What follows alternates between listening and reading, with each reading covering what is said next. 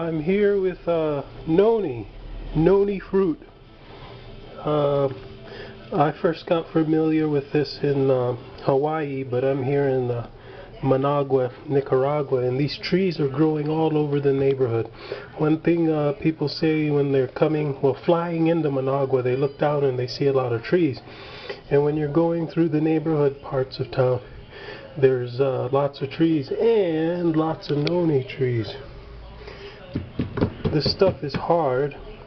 When it's white like this on the tree, it's ripe. It's really close to going rotten. You can see this side's a little bit more green, this side's a little bit more white. It's riper on this side. But anyway, these are ripe enough. This one's a little more green. The ones that I did leave on the tree are really green, even greener than this one. Probably the reason I have this is because I shook the tree to get these big ones from way up top. Yeah, I just walked by a house with lots of trees and there was a lady outside sweeping and I saw big nonis like this. I asked her if I could have some. She said sure. So I shook the tree and got everything down, and I even offered her 30 Cordovas. I would have given her more if I had more than that on me. And she refused the money. She said, anytime you want noni, you come get it. Some people, one guy on this street that I live on, he cut down his tree because he hates the fruit falling and rotting. This is a fermenting bowl. This one has started fermenting. It's turning black. And you can see this one, it is turned to mush. Literally, that's what it does. It goes from really hard, you can hear it knocking hard, to turning to mush. And in this state you can blend it, you can do whatever you want to it. It's not going to have this mush quality. When it turns on its own by getting overripe, the mush quality brings out the fluids. And so here's another bowl. Some batches, the rotting noni, fermenting noni, turns black like this. Some of them, they first turn a clearer white, maybe even grayish. Weird colors. But anyway,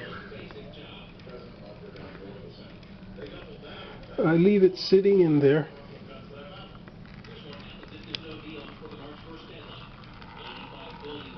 I leave it sitting in there to ferment, and it just naturally oozes its fluids out. They flow to the bottom of the container. And as it gives its fluid, the fruit, it shrinks. And so I'll go in the morning and in the evening and drain whatever fluids have dripped out of the fruit. And then I'll see that the full container isn't full. And when I see there's room to put more, I'll just drop a new one. And so I dropped these two in there earlier today. Yeah, I dropped 3 in this one today. Let's see if there's any juice in here. Oh, there's a lot of juice.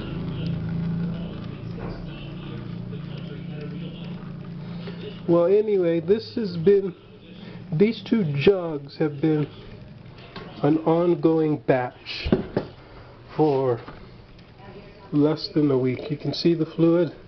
And yeah, this fluid comes out dark, kind of like a dark beer. And even though it's fermented, the alcohol content is very low. Let's hold it up to the light. Yeah, that's the color that the fluid comes out. I didn't add water to it. And also, the fluid that comes out is a little thicker than water. And it has soapy froth on it, literally because it's softer water. It's thicker but softer, and so it makes soapy froth. And that's what soap does anyway, softens the water. Anyway, noni smells bad. Most people don't like the smell, and even I have a hard time with the smell. And it tastes much different than it smells. It's not all that sweet. When you juice it like this, it has a bite to it, a really exotic taste. But it's not something that attracts you to eat it for fun. People do it for health, and the list of health benefits is so long that I didn't even bother to memorize it. What I did memorize is it fits in the class of what they call miracle fruits. All kinds of stuff. All kinds of stuff. So yeah, I'm going to drink it every day as long as it's there, while the neighbors are, you know, sweeping it up, trying to get rid of it, inviting me to come and take it all whenever I can. So yeah, this is noni, one of my pastimes in Nicaragua. Alright.